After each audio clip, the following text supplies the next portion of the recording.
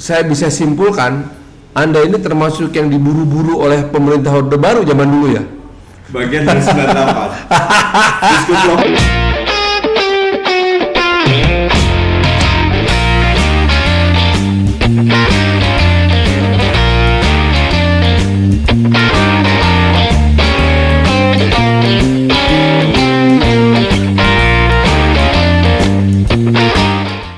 Bismillahirrahmanirrahim. Assalamualaikum warahmatullahi wabarakatuh. Salam restorasi. Dan pada kesempatan yang sangat berbahagia ini, kita kedatangan tamu istimewa yang mungkin secara sosok tidak banyak yang kenal, tapi perlu dikenal. Beliau ini adalah Bapak Zaki Hilmi, Koordinator Divisi Pengawasan dan Hubungan Lembaga Badan Pengawas Pemilu Provinsi Jawa Barat. Kang Zaki, terima kasih dan selamat datang. Sami-sami, hatur nuhun.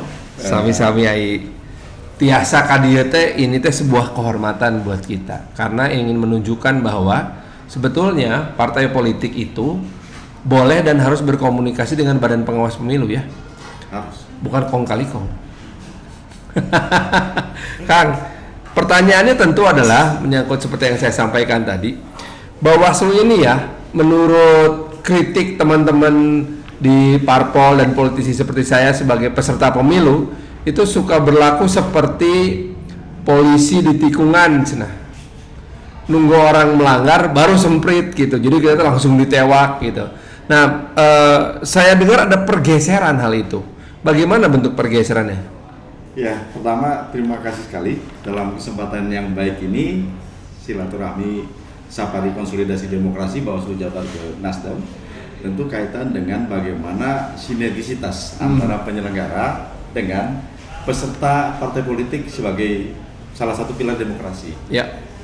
Hal yang kita rubah tentu dari paradigma mencari kesalahan, tetapi menjadi dimensi upaya pencegahan yang diperkuat. Jadi bukan mencari kesalahan, tapi melakukan pencegahan kesalahan. Pencegahan terjadinya sebuah kesalahan yang berakibat pelanggaran itu sendiri. Ya. Maka prinsip sosialisasi, edukasi dan penguatan literasi pada seluruh pihak itu bagian yang mutlak kita lakukan. Jadi memberitahukan mana sebetulnya aturan yang boleh dan tidak. Banyak sebetulnya orang melakukan sebuah pelanggaran karena tidak tahu, karena tidak teredukasi. Nah, tentu ini menjadi kewajiban Bawaslu bahwa kita akan lebih menekankan pada dimensi pencegahan daripada bermain di ujung pada dimensi penanganan pelanggarannya kan. Nah, kalau bicara soal pencegahan tentu dalam sektor publik seperti yang kita geluti sekarang ini, maka ada unsur edukasi yang sangat penting. Nah, saya dengar itu katanya ada kader Bawaslu segala macam ini. Apakah Bawaslu mau jadi LSM lama-lama punya kader sendiri nih? Jadi kita memiliki sekolah kader pengawas partisipatif atau SKPP. Ini merupakan orang-orang yang dari beragam profesi, ya. Mulai mahasiswa, kemudian juga dari profesi profesional. Di kami juga ada pengusaha koi, kemudian juga ada guru dan sebagainya, yang kemudian secara sukarela ikut dalam sekolah kader pengawasan partisipatif. Kemudian kita berikan pembekalan tentang dimensi pengawasan partisipatif. Soal SKPP ya, Sekolah Kader Pengawas Partisipasi Pemilu. Lulusannya ini Kang yang menarik, ya. Sebetulnya kita bebaskan mereka untuk melakukan pilihan. Apakah akan berkarir atau menjadi penyelenggara, ataukah melakukan pilihan lain. Bahkan sebagai aktivis partai politik dibolehkan. Oh. Jadi kita ini semacam mendiseminasikan seluruh pemahaman terhadap orang-orang yang memenuhi syarat itu. Kemudian setelah itu mereka kita dorong punya ikatan moral untuk mendorong partisipasinya. Sudah dilaksanakan? Sudah. Oh. Jadi kita memang di Jawa Barat ini untuk SKPP yang 2021 yang lalu itu tetap yang terbesar di Indonesia. Oh. Jadi ini tiap tahun akan diselenggarakan? Tiap tahun akan dilaksanakan. Target akan menyentuh berapa orang jadinya nanti nih? Sebetulnya akan meluluskan berapa orang? Idealnya sebetulnya seluruh kabupaten kota di Jawa Barat ini bisa masuk dengan jumlah yang lebih optimal, tetapi kita menyesuaikan dengan kemampuan anggaran. Ya. Yang paling penting adalah seluruh segmen disisir. Jadi segmen pelajar, mahasiswa, kemudian juga pedagang dan sebagainya, buruh bahkan kita ingin sisir. Jadi kader Partai Nasdem juga boleh mendaftar di SKPP? Sejauh ini masih kita fokus pada orang-orang yang tidak berlatar masyarakat sivil lah ya. Oh, yang belum menjadi anggota parpol. Tapi dalam hal ini saya ingin sampaikan Kang, kalau misalkan partai politik ingin mendapatkan pembekalan, kita akan bisa melakukan sinergi. Kita diundang beberapa hal terkait aturan, itu dengan senang hati akan datang dan memberikan informasi yang dibutuhkan. Bagaimana cara memberikan atau meyakinkan masyarakat bahwa ketika terjadi kolaborasi antara Bawaslu dengan partai politik, itu tidak kemudian berujung kepada kolusi antara Bawaslu dengan partai politik? Pertama, dari pelakuan itu sendiri, kita terbuka untuk seluruh partai politik. Jadi misalkan prinsip pendidikan partai politik, manakala diminta sebagainya, ini berlaku untuk semuanya. Yang kedua, ini ada di area ruang publik yang dilakukan di ruang-ruang terbuka dan tentu bisa diakses publik, dan kegiatan kita akan publikasikan juga publik bahwa Bawaslu Provinsi Jawa Barat melakukan sosialisasi, melakukan termasuk kan sebetulnya di mana Undang-Undang 7 itu adalah soal pembekalan saksi, pendidikan pembekalan saksi. Dan ini sifatnya sukarela kah dari peserta atau memang Anda punya program khusus untuk mengundang? Bisa dua-duanya. Oh, bisa dua-duanya. Bisa dua-duanya. Bahwa kita sudah melakukan bentuk kegiatan mengundang partai politik misalkan mengenai informasi tahapan, mengenai aturan yang diperbolehkan dan tidak diperbolehkan dalam tahap kampanye, misalkan kemudian saat pemungutan suara dan sebagainya. Tentu dalam core kami itu pengawasannya. Nah, ini sudah kita lakukan. Atau sebaliknya, kita diundang partai politik, misalkan partai politik Nasdem akan melakukan pembekalan untuk saksi. Ya, yang kemudian yang kita akan sampaikan tentu sesuai kapasitas kami pada dimensi pengawasannya, mana sebetulnya yang menjadi hak-hak saksi partai politik, mana yang dilarang dan sebagainya. Penyelenggara pemilu ini KPU dan Bawaslu. Betul. Dari tingkat pusat sampai tingkat kota kabupaten. Dan semuanya independen terhadap pemerintah maupun legislatif. Pertanyaannya adalah bagaimana Bawaslu bisa menjaga independensi tersebut, dan bagaimana sebetulnya hubungan antara Bawaslu dengan KPU sebagai penyelenggara, sebagai sesama penyelenggara. Karena bukan tidak mungkin dari peserta pemilu atau pilkada akan ada gugatan terhadap pemilu yang dianggap kurang fair misalnya, atau kurang transparan atau gimana. Ya, pertama soal relasi. Dalam Undang-Undang 7, relasi itu antar penyelenggara ada 3, KPU, Bawaslu, dan DKPP yang khusus mengawasi soal etik. Yang kedua soal core kita sebetulnya pada dimensi misalkan penyelesaian sengketa, itu kan terkait sengketa antara partai politik dengan penyelenggara dalam hal ini KPU. Di pemilu 2019 lalu kita melakukan pelaksanaan tugas penyelesaian sengketa secara objektif. Manakala ada hak partai politik yang dirugikan oleh keputusan KPU, kita panggil. Kita lakukan proses penyelesaian sengketa melalui proses mediasi, kemudian kalau tidak ditemukan titik temu, adjudikasi. Keputusan kita ini mengikat kedua belah pihak, dan itu sudah kita buktikan. Adjudikasi ini bentuknya kayak persidangan gitu ya? Persidangan betul. Kalau diawali dengan proses mediasi. Hakimnya siapa itu? Hakimnya dari kami, Kak. Oh, dari Bawaslu. Bawaslu itu memang juga kuasi peradilan. Ya, wasit lah ya. Iya, kuasi peradilan. Dan kuasi peradilan. Dan itu terbuka. Kalau sudah bersifat adjudikasi itu terbuka. Sebagai lembaga yang menjadi penyelenggara pemilu dan banyak berhubungan dengan masalah penegakan hukum, saya jadi penasaran, pengen menguliti sedikit latar belakang Kang Zaki. Dulu kuliah di mana, Kang? Saya sebetulnya backgroundnya jauh dari hukum. Tetapi dari pengalaman saya di pemiluan, saya jadi 99 saya di KIPP, kemudian 2003 saya di JPPR, saya di Panwas Kabupaten Bekasi, Panwas Pilgub 2008, kemudian di KPU Bekasi 2 periode. Jadi dimensi core penegakan hukum itu juga harus ditopang oleh teknis. Jadi memang Anda ini seorang profesional di bidang penyelenggaraan pemilu dari tahun 99 di pemantauan. Jadi saya bisa simpulkan Anda ini termasuk yang diburu-buru oleh pemerintah Orde Baru zaman dulu ya? Bagian dari 98. Diskut lokal. Ya.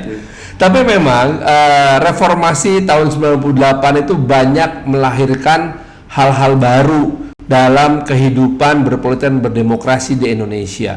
Buahnya kita rasakan sekarang. salah satu hal yang membuat saya sangat bahagia sebagai seorang politisi adalah di tahun 2024, bahkan di tahun 2014 kita sudah mendapatkan calon presiden hasil pilkada itu luar biasa sekali gitu, karena proses menuju ke pilkada sampai jadi pilpres tuh sama sekali tidak mudah. Dan sekarang di tahun 2024 insya Allah kita akan panen calon presiden, itu luar biasa sekali gitu. Itulah salah satu bentuk inovasi dalam demokrasi dan politik. Nah, tentu inovasi ini satu hal yang tidak mungkin tidak, harus dilakukan dan tidak boleh berhenti. Apa inovasi Bawaslu menghadapi 2024 ini? Pertama, dari regulasi yang ada harus kontekstual dengan situasi kekini. Soal wacana penggunaan teknologi elektronik melalui amanah undang-undang soal e-voting kan sebetulnya sudah berbunyi di undang-undang sebelumnya. Kemudian soal situasi sekarang juga wacana soal penggunaan aplikasi dan teknologi untuk dimensi perlindungan data pemilih. Kalau KPU punya Sidali.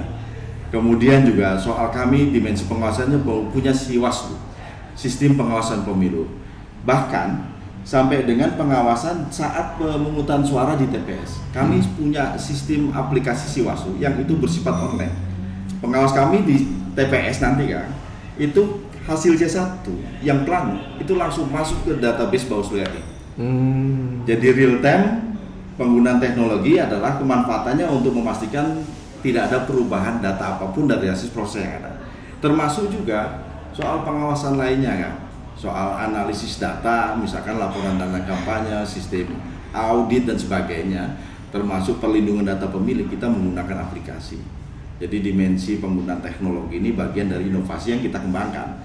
Belum lagi pada dimensi sosialisasi kan, berlimpah penggunaan medsos dan sebagainya. Kita punya YouTube, kita punya IG dan sebagainya itu. Anda akan mengawasi konten kampanye di media digital nggak? Betul, salah satunya itu. Nanti di masa kampanye sebetulnya ada aturan yang mengatur tentang bentuk-bentuk kampanye, termasuk penggunaan media digital. Yang tantangan yang terbesar ini kan keberlimpahan informasi juga ekses. Kemarin kan 2019 ada hadapan soal hoax, hate speech sebagainya. Kita melakukan judulnya patroli medsos, tetapi tidak berdiri sendiri. Malah kalau ada ditemukan, kita berkoordinasi melakukan sebuah penilaian terhadap sebuah konten, apakah masuk atau tidak pada dimensi pelanggaran. Apabila ada pelanggaran, ada penegakan hukumnya itu sendiri. Saya membayangkan akan sangat tidak mudah ketika lanskap digital beradu dengan lanskap politik yang mana memang memiliki sensitivitas yang sangat tinggi, tapi pada saat bersamaan kita juga harus mengejar kemampuan kita untuk tetap ikut pada berbagai macam inovasi dan perkembangan teknologi. Pertanyaan terakhir, kan pernah kita coba tuh menggunakan teknologi online ini dalam penyelenggaraan pemilu, terutama perhitungan hasil suara pada saat Pilkada 2020 yang lalu. Apa evaluasi Anda? Yang pertama itu harus dipastikan ketersediaan infrastruktur jaringan. Kalau basisnya kita akan e-voting, Sirekap itu harus pastikan itu dulu.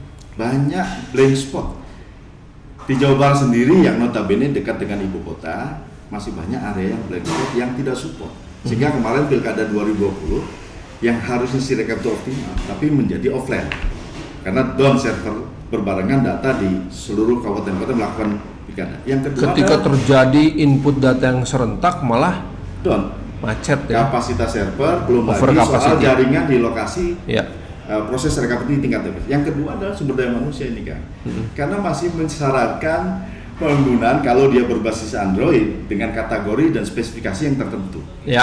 Belum semua. Yang kedua, yang ketiga ya penggunaan itu yang termasuk di dalamnya ya soal kuota, kemampuan kuota, supporting kuota dan sebagainya. Ini yang betulnya dua hal itu saja yang harus menjadi evaluasi bersama. Apakah 2024 ini siap tidak, harus diukur dari dua hal, infrastruktur jaringan dan sumber daya manusia.